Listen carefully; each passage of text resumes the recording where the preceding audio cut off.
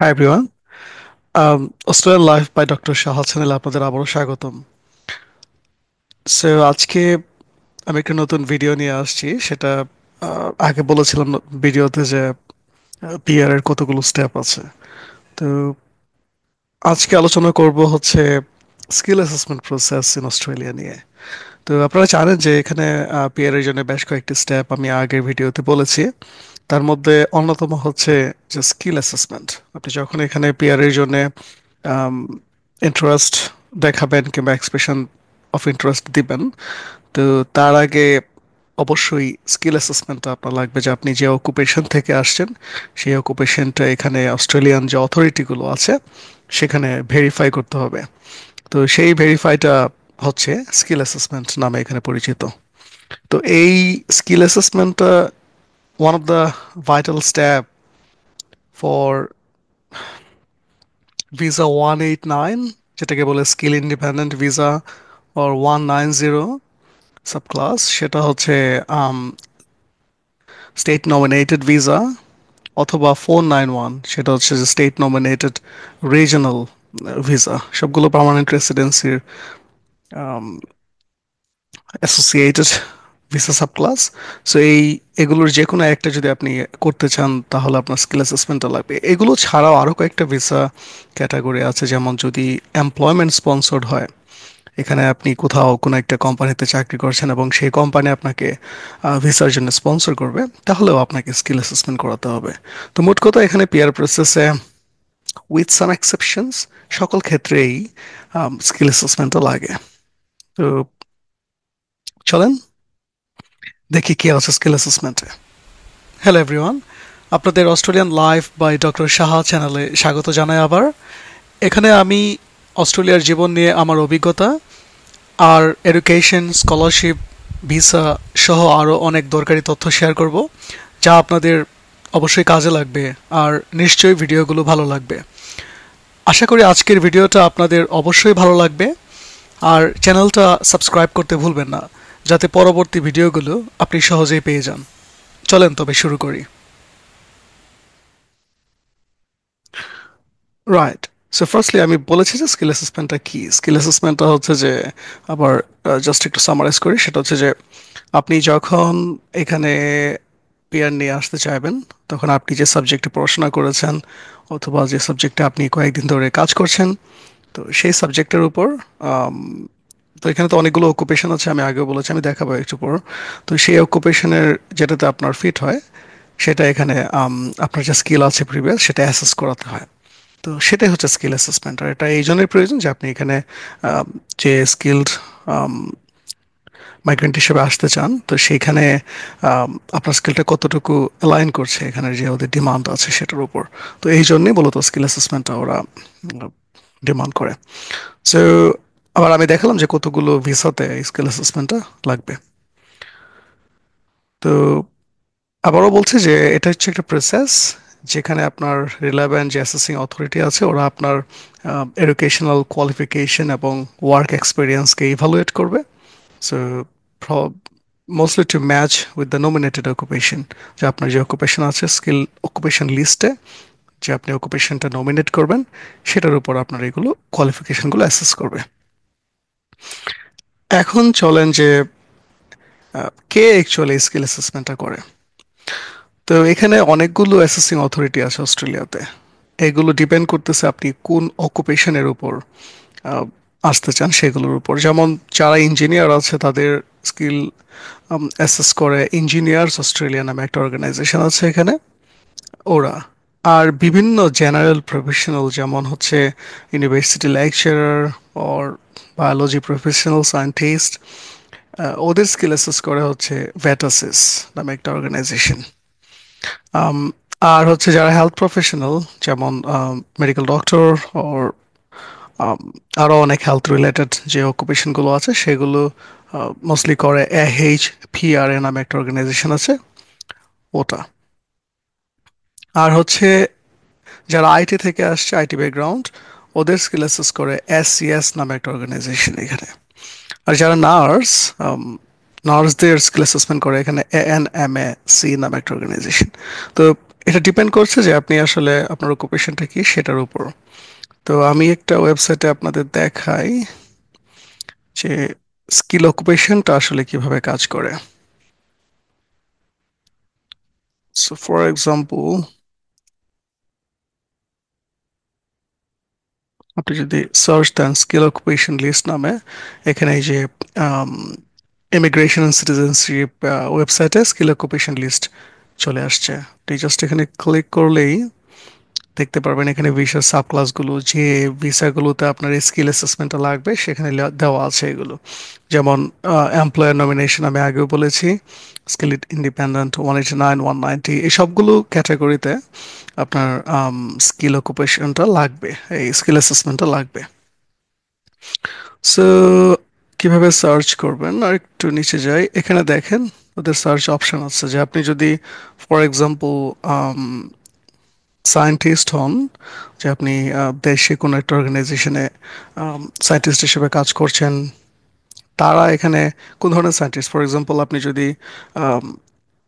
Life scientist হন তাহলে ওদের একটা কোড আছে,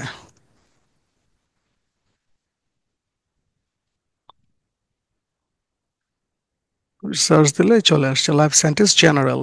সো এটা কারা করে, এটা হচ্ছে ভ্যাটাসিস নামে অর্গানাইজেশনটা এই স্কিল অ্যাসেসমেন্টটা করে। এবং আপনি দেখেন এখানে কতগুলো ভিসার জন্য এই স্কিল অ্যাসেসমেন্টটা এই অকুপেশনে সাপোর্ট করে। আরেকটা হচ্ছে লাইফ সায়েন্টিস্ট এন। সো এখানে আপনি ভিতরে এই যে এএনজিএসকো যে কোড আছে, সো এটার ভিতরে গেলে আপনি ওতে যে ক্রাইটেরিয়াগুলো আছে কারা এই লাইফ সায়েন্টিস্টের মধ্যে পড়বে, তারা এই কোড ইউজ করতে পারবে এবং ভ্যাটাসিস করবে। যে এটা কি বলছে তাহলে বুঝতে পারবেন। আচ্ছা, সো এটা হচ্ছে লাইফ সায়েন্টিস্টের মধ্যে, আর এটা হচ্ছে অকুপেশন কোড ওদের। অনেকগুলো কোড আছে এখানে। লাইফ সায়েন্টিস্ট জেনারেল হিসেবে দেওয়া যায় biochemist, biotechnologist, botanist, marine biologist, microbiologist, geologist, আর life scientist NSC. So NSC হচ্ছে এখানে যদি আপনি এই উপরের লাইফ সায়েন্টিস্টের ক্যাটাগরি কোনোটার মধ্যেই না পড়েন, বাট আপনি লাইফ সায়েন্টিস্ট হিসেবে নিজেকে ক্লেম করেন, তাহলে আপনি এই কোডটা ইউজ করতে পারবেন, life scientist NSC. But anyway, for more information আপনি অবশ্যই যে ভেটাসিসের যে ওয়েবসাইট আছে, এখানে আমি আপনাকে দেখালাম, এখানে ক্লিক করলে আপনি মোর ইনফরমেশন এর জন্য এখানে যেতে পারেন। তারপরে ওদের ফোন নাম্বার দেওয়া আছে, কন্ট্যাক্ট ইনফরমেশন দেওয়া আছে, আপনি আপনার সিচুয়েশনটা এক্সপ্লেন করলে ওরা আপনাকে ভালো ফিডব্যাক দিতে পারবে যেখানে নাম্বার দিয়ে। So that's the way. So এখানে আম, কিভাবে কাজ করে, আরো হচ্ছে যে আরো অনেক অকুপেশন আছে, আমি তো আসলে প্রত্যেকটা অকুপেশন ইন্ডিভিজুয়ালি যেতে পারবো না। বাট আপনারা আপনাদের অকুপেশন অনুযায়ী এখানে সার্চ করবেন, এবং তারপর যে অ্যাসেসিং অথরিটি আছে ওদের যে রিকোয়ারমেন্টগুলো আছে সেখানে আপনাদের গিয়ে দেখতে হবে যে আসলে কিভাবে অ্যাপ্লিকেশনটা করা যায়। আমি আরো আরেকটু ডিটেলে বলবো, আমি এক্সাম্পল হিসেবে হয়তো দেখাবো একটা জিনিস কিভাবে করা যায়। বাট লেটস, ফর এক্সাম্পল কেউ যদি অ্যাকাউন্টেন্ট থাকে, তারা কোনটা করে, রাইট, অ্যাকাউন্টেন্ট জেনারেল আছে। সো আর অনেকগুলো আছে অ্যাকাউন্টেন্টের অ্যাসোসিয়েটেড অকুপেশন। সো এখানে দেখেন সিএএনসি নামে একটা অর্গানাইজেশন, সিপিডব্লিউআইপিএ। সো এখানে তিনটা অর্গানাইজেশন অ্যাকাউন্টেন্ট জেনারেলকে অ্যাসেস করে। তো আপনি ওদের তিনটাতেই গিয়ে ঢুকবেন এবং দেখবেন যে কার কি ক্রাইটেরিয়াগুলো আছে, এবং যে কোনো একটাতে আপনি অ্যাপ্লাই করতে পারবেন, or what ever actually works for this, ভিতরে গেলে আপনি বুঝতে পারবেন। ওকে, সো এবার একটু গ্রসলি বলি যে আসলে কি কি ডকুমেন্টস প্রয়োজন হয় এই স্কিল অ্যাসেসমেন্টে অ্যাপ্লাই করার জন্য। সো ফার্স্টলি আপনার ডিগ্রি সার্টিফিকেট লাগবে। আম, অনেকেই বলে যে অ্যাটাস্টেড কপি লাগবে, বাট অ্যাটাস্টেড কপি লাগবে না। যে ডিপেন্ড করে আপনার যদি অকুপেশনের উপর, যেমন যদি ভ্যাটাসিস থেকে করেন তাহলে হয়তো অ্যাটাস্টেড কপি লাগবে না, আমার লাগেনি। সো সেই ক্ষেত্রে আপনি আপনার যে সার্টিফিকেটটা আছে সেটা স্ক্যান কপি দিতে হবে, অরিজিনাল স্ক্যান কপিটা। আর ট্রান্সক্রিপ্ট দেবেন।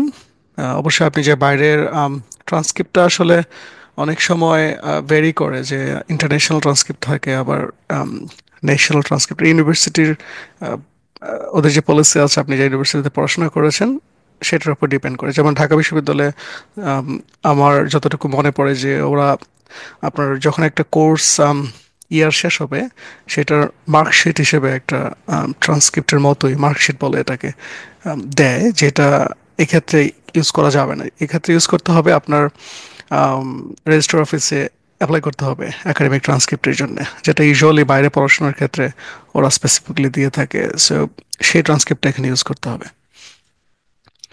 আর হচ্ছে এমপ্লয়মেন্ট রেফারেন্স লেটার। আপনি যে যে জায়গায় আপনার রিলেটেড অকুপেশনে কাজ করছেন সেটার যে আপনার এমপ্লয়ার আছে তারা এই লেটারটা আপনাকে দিবে।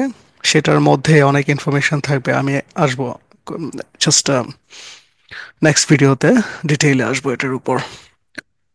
তারপর হচ্ছে সিভি অর রিজিউম। সো এখানে দেখেন আপনার যে এডুকেশন, তারপর ওয়ার্ক এক্সপিরিয়েন্স, আপনার লিডারশিপ রোল, সেগুলো ডিটেল, আমি এত ডিটেল না, জাস্ট 2 পেজের একটা সিভি দিলেই হয়, 2 to 3 page is enough, but it should have sufficient information so they can actually assess, excuse me, everything on your profile.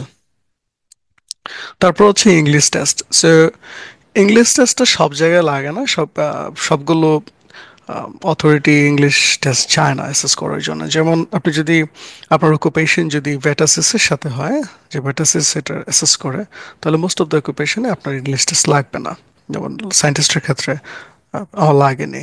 So depend করতেছে আপনি আবার ওই আম, আপনার যে রিকোয়ারমেন্টগুলো আছে সেগুলোর প্রত্যেকটা অ্যাসেসিং অথরিটির সাথে ডিটেইলে দেখতে হবে, তারপর অ্যাসেস করতে হবে যে আদৌ লাগবে কিনা। আর হচ্ছে পাসপোর্ট অ্যান্ড আইডি, অফকোর্স আপনার আইডেন্টিফিকেশন ডকুমেন্টস লাগবে, এবং সেটা যদি আপনার একের অধিক হয় তাহলে আরো বেশি অথেন্টিক হিসেবে ওরা কাউন্ট করে। So that's the general requirement for documents. But anyway, আপনার আমি আবার বলছি যে আপনার যে রিলেটেড যে অথরিটিগুলো আছে যেখানে আপনার স্কিল অ্যাসেসমেন্ট আপনারা করাবেন, সেখানে আপনারা খুব ভালো করে দেখবেন যে আরো কোনো ডকুমেন্ট ওরা এক্সপেক্ট করতেছে কিনা। ওকে, আমি এক্সাম্পল হিসেবে দেখাবো।